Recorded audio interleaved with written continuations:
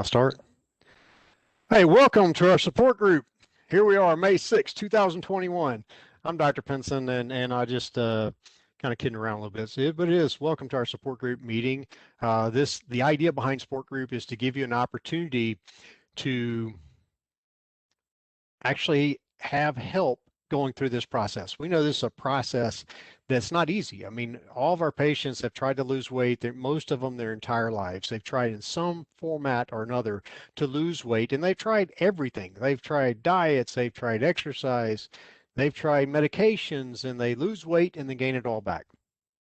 And so with the bariatric procedure, the idea behind it is that we give them a tool. We give our patients a tool to utilize to lose weight and control your medical conditions. And so we help coach you. And part of the support group is to help coach you along the way and to help you to say, hey, you're not going through this alone.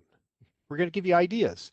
And hopefully with that, you can take your tool and champion and win and win. And what does win mean? That means lose weight.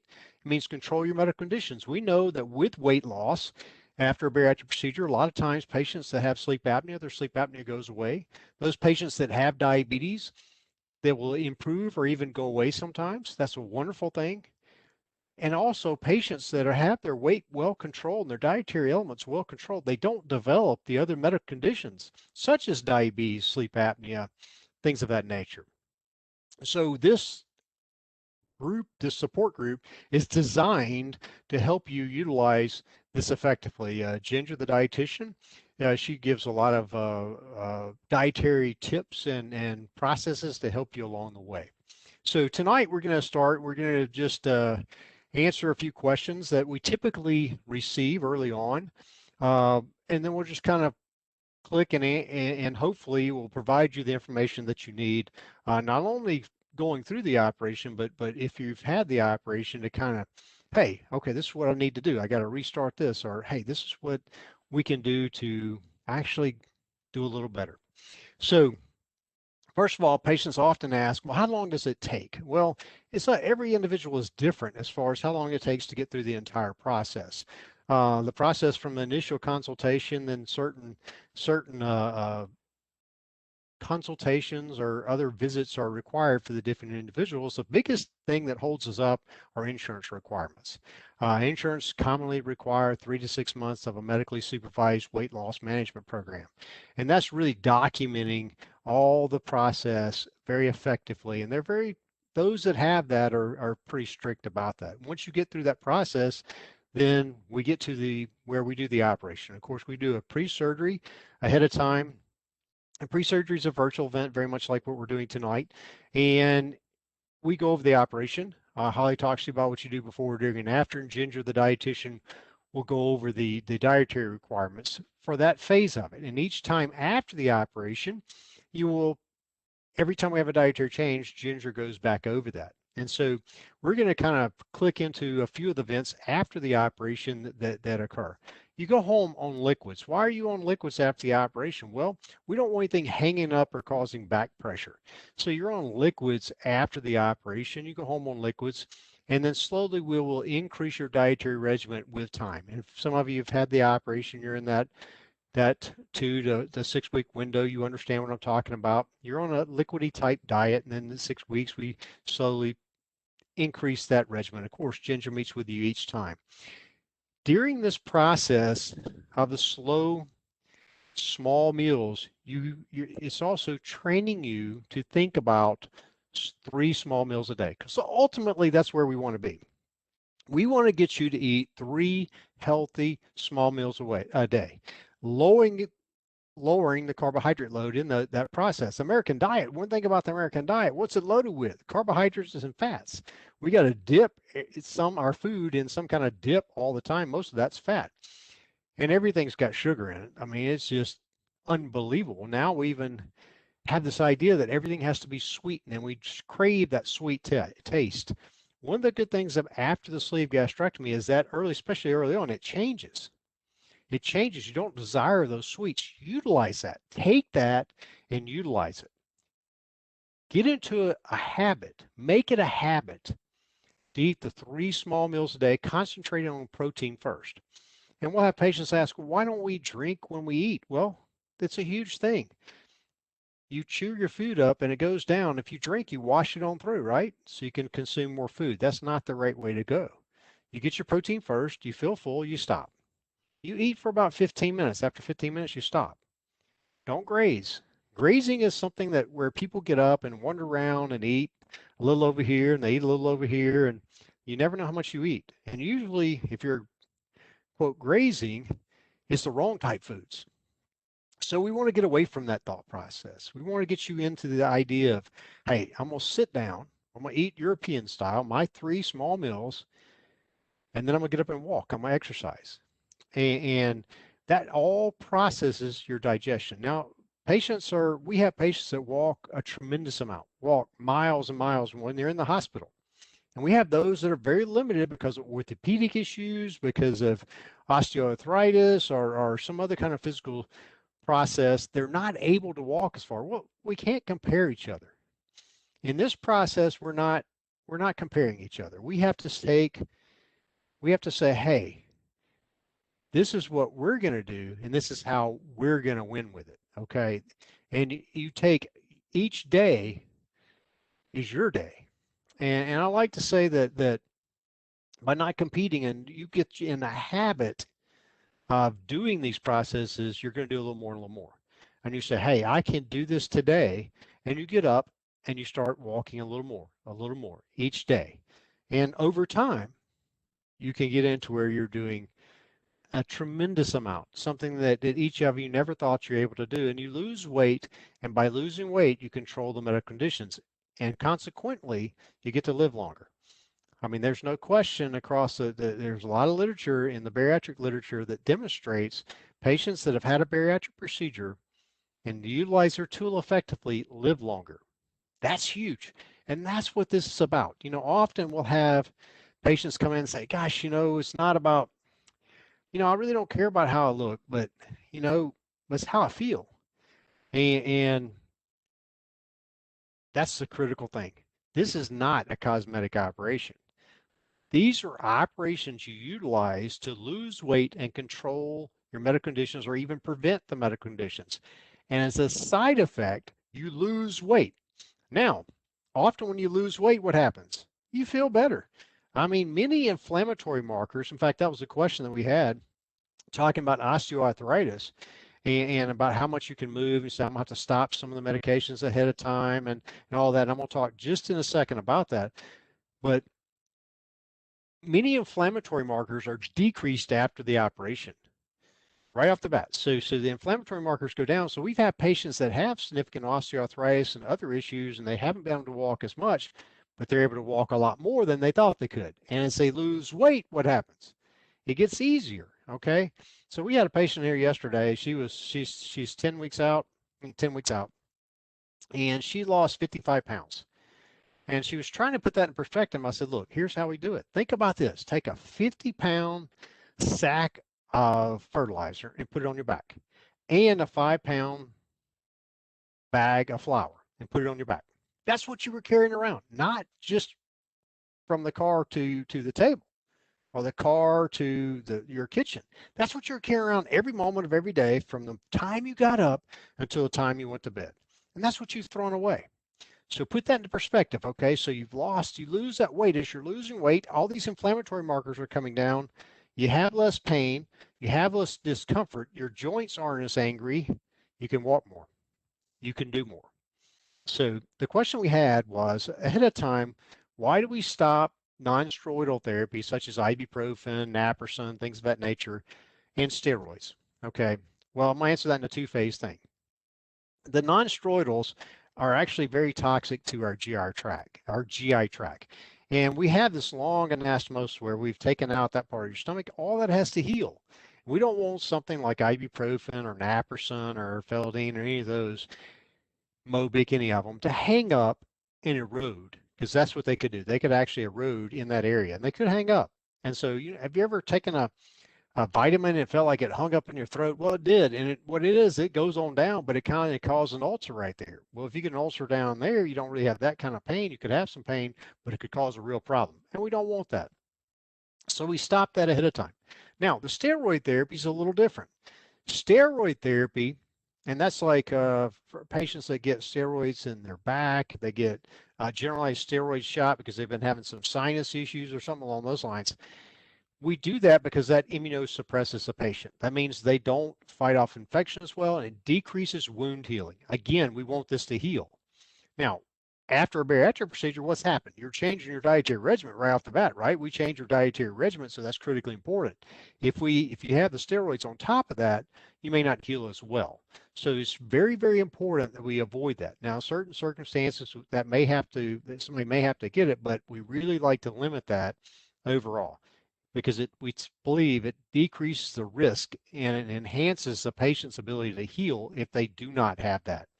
And so that's why we implement that process.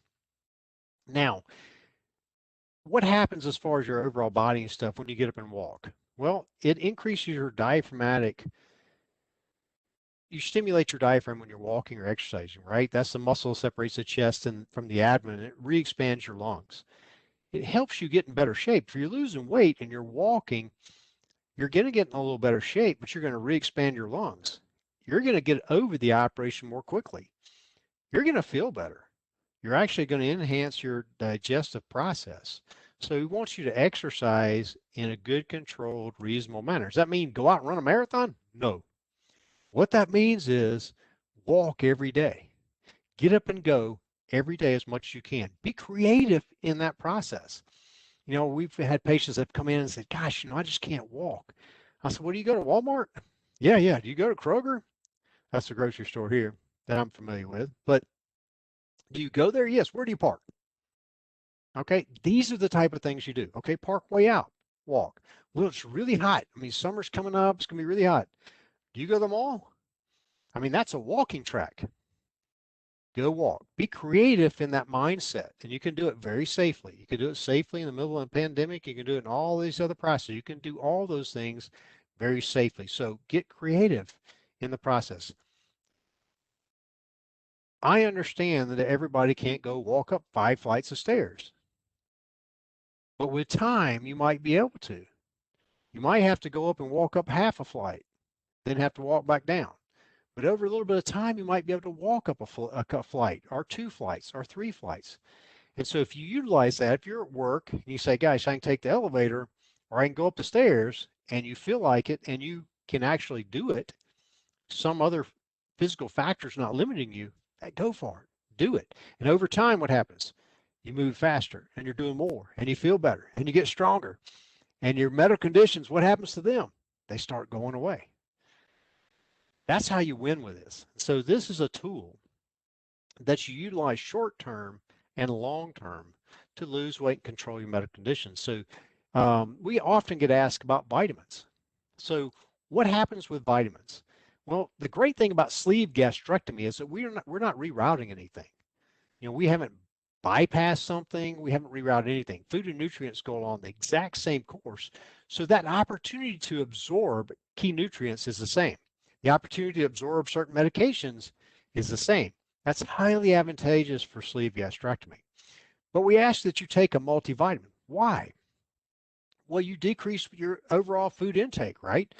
So you may be extracting those vitamins out of a large quantity of food, and now we shrunk that food quantity down to a small amount. So we ask that you take a multivitamin. We start off with Flintstones, but after about 15 weeks that we change that to any multivitamin that you can tolerate very easily. And then we monitor your vitamin and nutrient levels on an annual basis unless you're having some kind of difficulty. Now, if somebody's having persistent nausea and vomiting, something along those lines, they may have a higher incidence of having some types of vitamin deficiencies, but we don't see that very often. So that's huge. That's a big advantage of a sleeve gastrectomy. So we ask that you take a multivitamin. Some patients that have vitamin D deficiencies ahead of time, we actually used to check that, but insurance companies quit paying for that, so we couldn't do it. But we were checking vitamin levels ahead of time. We noticed that at 1 year, the most common vitamin deficiency was a vitamin D deficiency. It was actually less common than when we tested patients preoperatively. So at a year, they actually had lower levels, they had lower incidence of vitamin D deficiencies than what we did before the operation. I thought that was pretty neat. So we actually had fewer vitamin nutrient deficiencies after the operation than we did before. That's huge. That's huge. So those are the type of things that we think about and we implement. Now we often get asked, we put patients on something called protein pump inhibitors after the operation. That's like Prilosec, Protonix, Prevacid. That can be Lanzazole, Miprazole, big old words that are kind of hard to say. We put those on, we actually put patients on that after the operation to decrease the acid production in the stomach to facilitate healing. That actually facilitates healing in that area. And we keep patients on that for 6 months. In 6 months, we wean it. We like to wean that off. You can't stop it acutely, but we do like to wean that off at 6 months. And that's huge. Okay. But for the first few months after the operation, we absolutely want you to be on the protein pump inhibitors. We have patients. I had one yesterday. Came in. He's about a month out. He's like, well, I'm not having any, or 6 weeks out. I'm not having any reflux. Why would I want to be on it? It's not just for reflux. Okay, so go ahead and take the protein pump inhibitors that we ask you to after the operation to again facilitate that healing and decrease your risk of having any kind of issues. We often get asked again about why you have to walk so much in the hospital. Okay, part of that is it helps decrease the risk of clots in the veins of your legs. And when you go home, I want you to do the same thing. There's a higher incidence of clots in the veins of your legs for the first 6 weeks. We do a lot to help prevent that in the hospital. We put these pumpers on your legs. We walk you. We get you up and walk. You actually walk in this nice closed bariatric unit, but you walk. You go home. You're walking. We also put you on some blood thinners before, during, and after or before the operation, then after the operation. Sometimes in certain patients, we may ask that they continue blood thinners after the operation. If they're on them ahead of time, we generally do have some kind of control process after the operation. So that we've had some questions about that in the past, and hopefully that will provide a good answer for that. So other things. This is not a quick fix, okay? Patients don't just lose all their weight instantaneously. They stair step down, okay? So what does that mean? Well, you start off here and you're going to end up here, okay? So you think it would be a nice line like this. Nope. You lose weight quickly and stair steps down, okay? And why is that? Well, there is a multitude of reasons. When you leave the hospital, you're a little bit overhydrated. You urinate a lot of that off. You may not get all your fluids in, and so you're getting more of your fluids in. You're getting your protein in, and your weight kind of levels off. You pick up your activity, retain a little more water, but over time, you lose all the weight. So if you go through a period of time where you're not losing weight after the operation, that's normal. You're going to have periods where you don't lose weight. Then you pick up your activities, you pick up your what you're doing, you're monitoring your dietary regimen is getting your protein. Make sure you get your protein in. If you're not getting enough protein, you're not going to lose weight as fast. Okay, that's a reason to get your protein in right there. You put in your mindset, I got to get my protein in. I'm going to lose weight more quickly. Okay, and that's huge, and that's very truthful. So when you get to this point, you say, all right, I'm losing weight. Then you're going to hit these little stall moments. That's normal. Don't be discouraged by that. I like this idea too of I have a patient that was talking about, hey, why are you so successful? What do you do day in and day out to be as successful as you are? They lost 125 pounds, body mass index is 25, which is an ideal weight. And she said, I put a sticky note on the mirror. And I get up and I say, I can do this today. And I have a picture of what I looked like before. And she said, I didn't actually do the operation to look better. It was a great side effect, again. But she had diabetes, sleep apnea, hypertension, high cholesterol, and all of them went away. All of them are gone. But she reminds herself every day. She looks at it and says, I can do this today, and I don't want to be like that again. That's how you're successful. Okay, get in a mindset, I can do this today. Sometimes down the road, we'll have patients that talk about, well, early on, I couldn't tolerate sweets very well. But, I've noticed that after about 2 or 3 years, I can actually tolerate some sweets. Bad idea. Don't do it. Just stay away from it. It's better not to go there, because that's the one thing that will beat every operation that we have is a high carbohydrate load. You can eat enough carbohydrates that you can beat it, no matter what you're doing. So it's critically important not to go there, because most of the time, patients early on, they can't tolerate it, and they don't want it. We'll have patients that have all these food choice changes. It's pretty cool. You take out that part of the stomach, all these GI hormones are changed and decreased, and they have, they'll have, my favorite food was this. Now I can't stand it. I think that's that hormonal effect. That's pretty cool. And so that's true. And we'll have patients that go get protein. They say, oh man, I really like this protein, this vanilla, I'm making up a vanilla based, but after it, they can't tolerate it. That's part of the process of the GI hormones. That's fine. We don't worry about that. We just say, hey, we adapt. We adapt to that. Understand most of the time and utilize it. Okay, utilize it. We have a lot of patients that put sugar-free sweeteners in water and things of that nature, and they say, I just don't like water. Well, you can do that, and we work with patients in doing that. If you can get away from using all those artificial sweeteners altogether, we're better off. If you can get away from processed foods, we're better off. Your choices of a hyper sweet process will go away with time, and we're better off. Okay. If you have to have gout, you certainly don't want to use a lot of artificial sweeteners. So that can actually precipitate a gout event, and it's something to know about. And I just happened to pop in my head about that. So in the process, what we want you to think about is, I can do this today. I can do it today. Every day you get up and say, I can do this today. Get your protein first. Get your protein. If you get that maximum amount of protein, you're going to be more effective. You are going to be much more effective. Get your water in. Get your water. Why? Water, 70% of our bodies are supposed to be water, right? So we need the water. Plus, you feel full faster. You need it to process everything. You won't get dehydrated. Early on, if you don't get your water in, it will cause nausea. So I know it sounds crazy and it's a complicated process, but get your water in, you'll have less issues with nausea. So we're going to get our protein in, we're going to get our water in, and then we're going to exercise. Okay. We're going to exercise. We're going to get out and do whatever we can. And we got patients that they can't walk 50 feet, but they can get on a stationary bike where it's a chair and they got the pedals in front of them and they can go. That makes a difference. Movement is critical. Stay positive, okay? Stay positive. That's the hardest aspect of all this. Stay positive. Say, I can do this today. If you have a bad day, you eat something maybe you shouldn't have eaten, you didn't exercise enough, didn't get your water in, the next day you say, I can do this today. Yesterday's by me. Today I can do this today. That's what you have to do, and you can win with it. And that's what we want you to do, is to take it and win with it, okay? And with time, as you lose weight, you have better control of all these medical conditions. And we'll have patients say, well, gosh, do I qualify for the operation? Their body mass index is 40 because I don't have any medical conditions.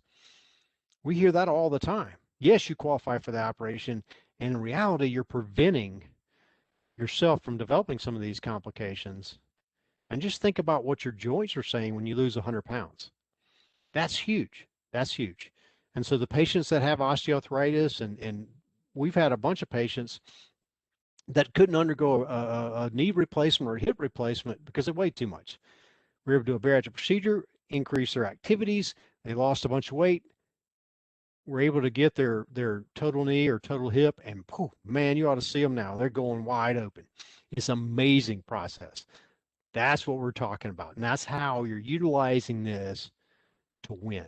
And that's what we want. We want you to be around. We want you to be able to go and do things with your kids, your grandkids, your students, your friends, things of that nature. We want you to do things that you couldn't ordinarily do. We've had patients that have had run marathons, had patients do triathlons after the operation. We've had patients go skydiving, scuba diving, you name it, they've been able to do it after it. That's huge. That's what we were talking about. Be active. Get that mindset, I can do this today, and then keep going. So anyway, sorry about it, I got a page. But anyway, that's what this is about. Okay. And in the support group here,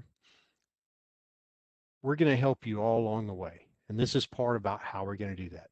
Okay. Um, Outstanding. Outstanding. See, we have questions. Hopefully you guys can hear me all. I can't tell what we got. Hopefully, they come running back over here. Anyway, we good?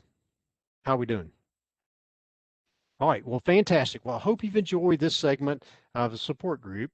Any other questions we need to address? I've asked Holly to ask if there are any other kind of questions. I don't see any coming up right now. So we'll and they may not be coming up on this screen. There may be a lot of them over there. So she'll get them. I'm actually in Holly's office, which is nice. Okay, that's it. All right. Well, hopefully I'll see you in the office. And if you've had the operation, you keep going. I can do this today. And until I see you again, keep going. Stay positive.